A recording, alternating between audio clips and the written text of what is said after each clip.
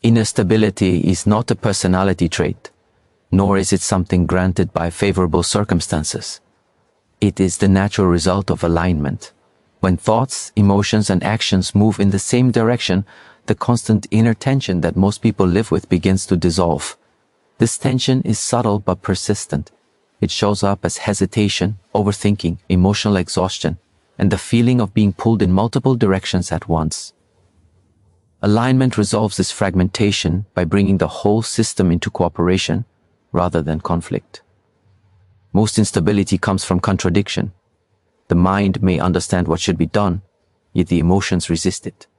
Or emotions may push strongly in one direction, while the mind argues against it. Action then becomes delayed, forced, or inconsistent. Over time, this internal disagreement erodes confidence.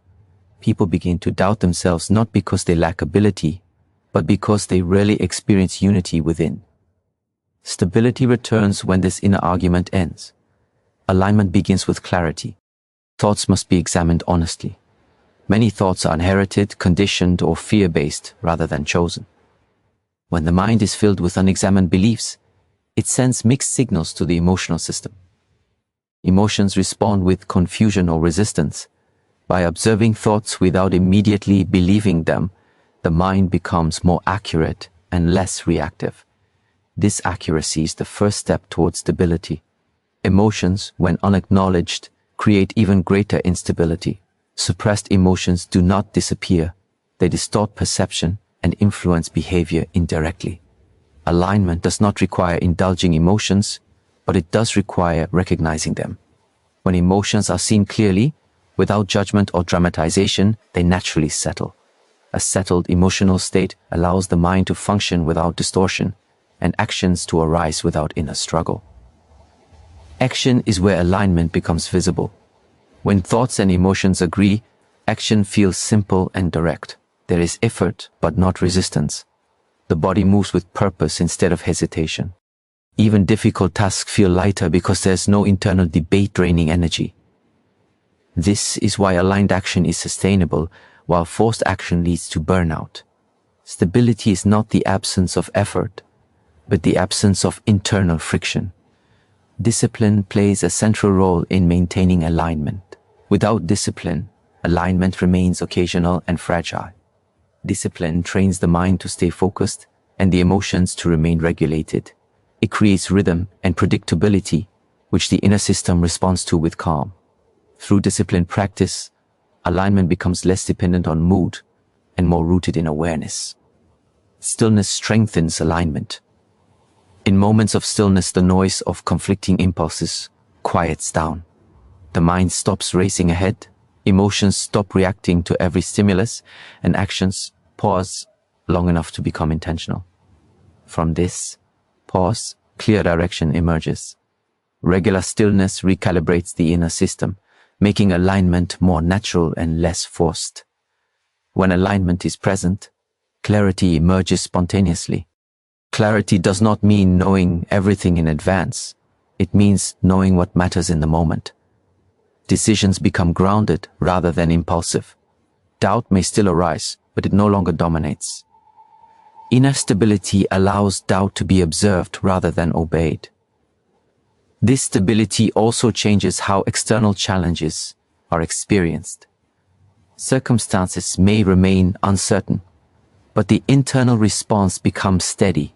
Instead of being thrown off balance by criticism, pressure, or uncertainty, the aligned individual remains rooted. This is not emotional numbness, but emotional maturity. Feelings are present, yet they do not dictate direction. Over time, alignment builds trust within oneself.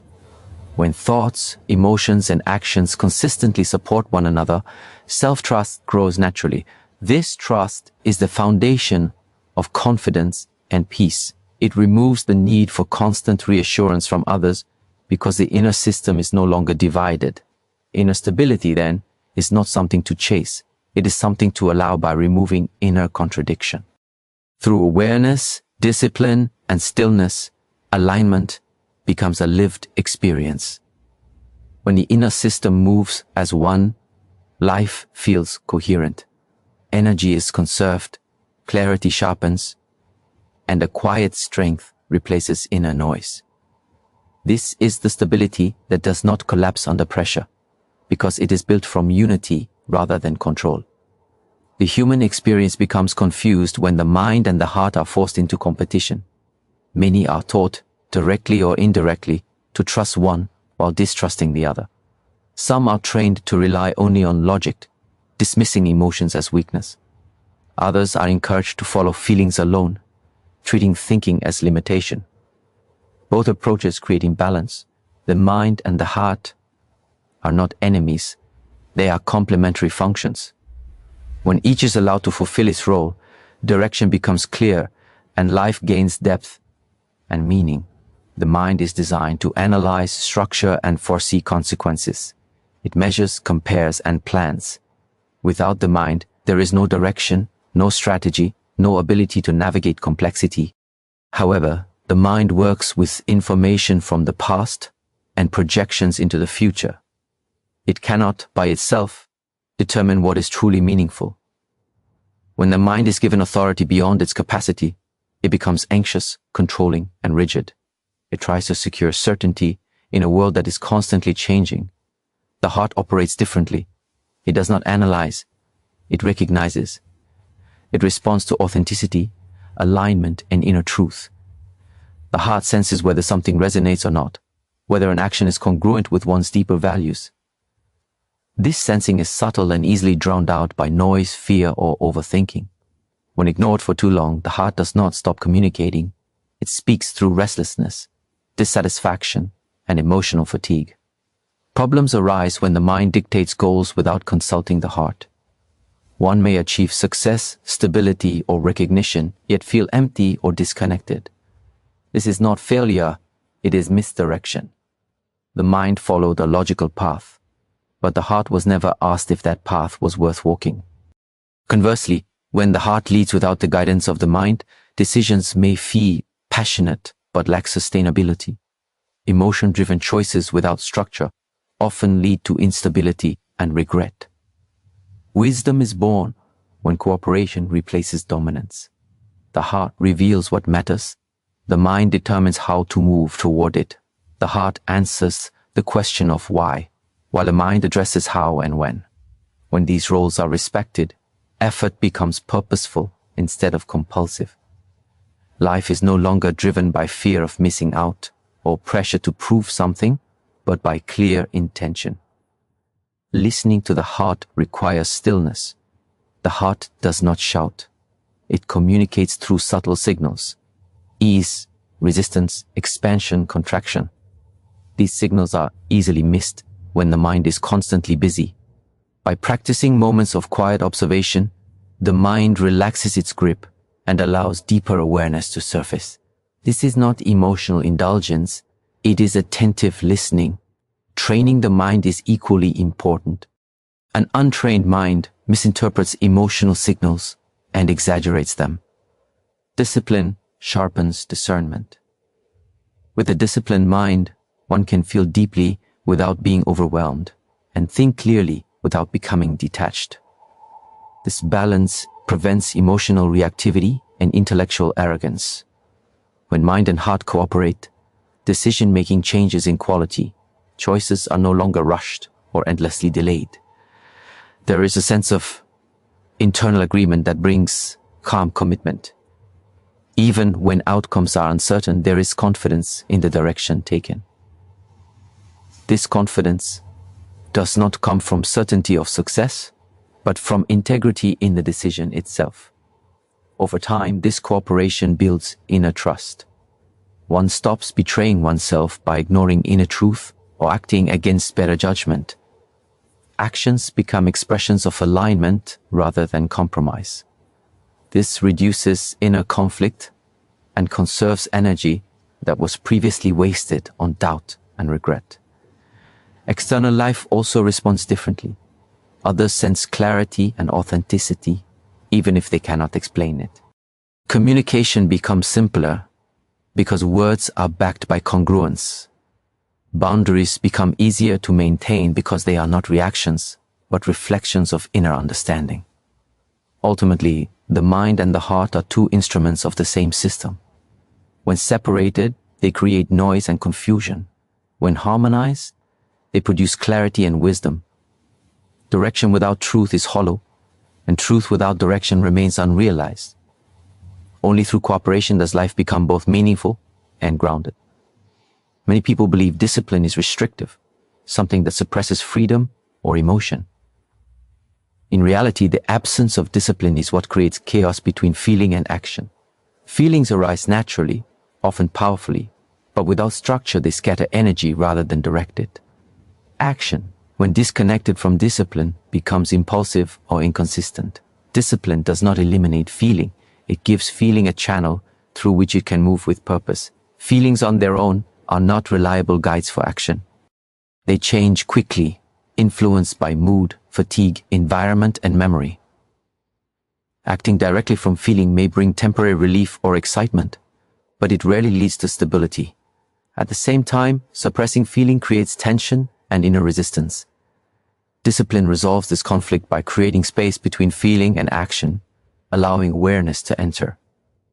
Through discipline, the mind is trained to pause. This pause is essential. It allows feelings to be observed rather than obeyed or rejected.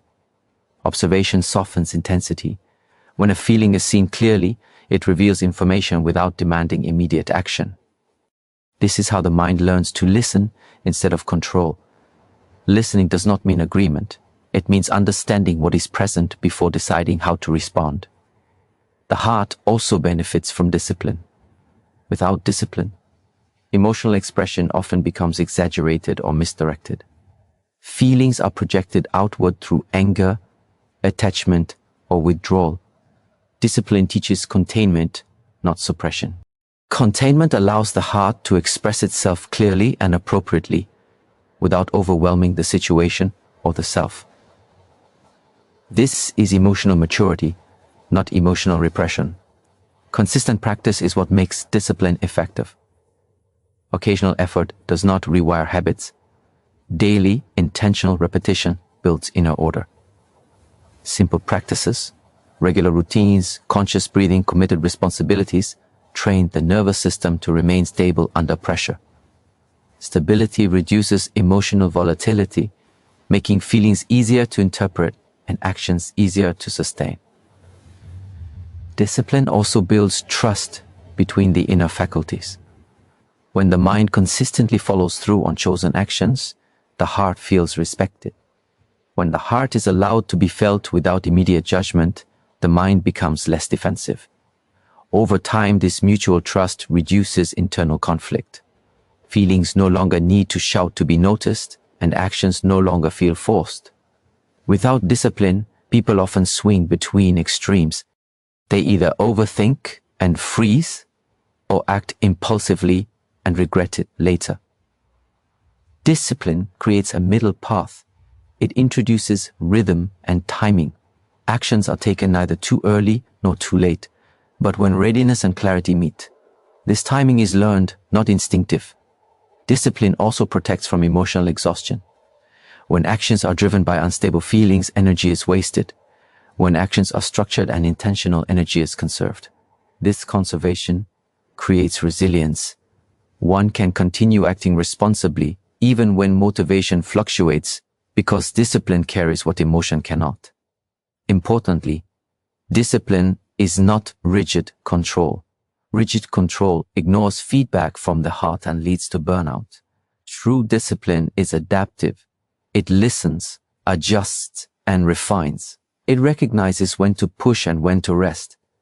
This adaptability allows feelings to inform action without dominating it. As discipline deepens, the gap between feeling and action becomes intelligent rather than reactive. One feels fully, thinks clearly, and acts deliberately. This integration creates inner calm. There is no need to suppress emotion or justify action endlessly. Life becomes simpler because inner processes are coordinated. In time, discipline transforms from effort into identity. What once required conscious control becomes natural behavior. Feeling and action are no longer in conflict, they support each other. The heart speaks honestly, the mind responds wisely, and action follows without chaos. This is the quiet power of discipline, not force, but alignment practiced daily. Many people search for peace as if it were a destination, something waiting to be discovered once the right conditions are met. They believe peace will arrive when problems are solved, when relationships improve, when success is achieved, or when life becomes predictable. This belief keeps peace permanently out of reach, because circumstances are never stable for long. Peace that depends on external order will always collapse when disorder appears. True peace is not found in favorable conditions. It is built through practice. Inner harmony begins with understanding that the mind is constantly reacting. It reacts to noise, opinions, memories, and expectations. Without awareness, these reactions feel automatic and justified. Over time, this constant reactivity becomes the default state, and restlessness feels normal. Peace cannot exist in this state because the mind never rests long enough to settle. Awareness interrupts this cycle. By observing thoughts and emotions as they arise, rather than identifying with them, space is created. In this space, peace has the chance to appear. Practice is essential because awareness is not permanent. Moments of clarity fade quickly without reinforcement. Just as the body weakens without regular movement, the mind becomes unstable without consistent training. Daily practice does not need to be complex. Simple acts, pausing before responding, noticing the breath, observing emotional reactions, gradually recondition the inner system. These small acts of awareness accumulate, forming a stable foundation. Restraint is often misunderstood as suppression or denial. In reality, restraint is intelligent regulation. It is the ability to feel an impulse without immediately acting on it. This capacity creates freedom. Without restraint, one is controlled by moods, desires, and external triggers. With restraint, choice becomes possible. Peace grows in the space between impulse and action. Restraint also protects energy. Many inner disturbances are self-created through unnecessary speech, reaction, and mental repetition. By practicing restraint in words, actions, and attention, mental noise reduces. This reduction is not emptiness, it is clarity. When the mind is no longer overstimulated, it naturally settles into calm. Daily life itself becomes the training ground. Peace does not require withdrawal from responsibility. It is practiced while working, interacting, and facing difficulty. Each challenge becomes an opportunity to strengthen awareness and restraint. Instead of asking why peace is lost, one learns to observe how it is lost. This observation reveals patterns and habits that can be refined. Discomfort is an important teacher in this process. The absence of peace often reveals where attachment or resistance exists. Rather than escaping discomfort, practicing presence within it builds resilience. Over time, discomfort loses its power to disturb. Peace deepens not because discomfort disappears, but because the relationship to it changes. Consistency matters more than intensity. Short, regular practices are more effective than rare, prolonged efforts. Peace grows slowly, almost unnoticed, until stability becomes evident in moments that once caused disturbance. Reactions soften, patience increases, and clarity emerges under pressure. These changes are signs of practice bearing fruit. Importantly, peace is not emotional numbness. Feelings still arise, sometimes strongly. The difference is that they are no longer overwhelming or controlling. They move through awareness rather than dominating it. This allows full engagement with life without being consumed by it. As practice matures, peace becomes less dependent on effort. What once required conscious restraint becomes natural behavior. The mind learns to settle quickly, and awareness remains present even in activity. This is not a permanent state of calm, but a reliable return to balance. Ultimately, peace is a skill. Like any skill, it improves with training and deteriorates with neglect. It cannot be given, borrowed, or discovered externally. It must be practiced daily through awareness, restraint, and responsibility. When peace is practiced in this way, it becomes resilient.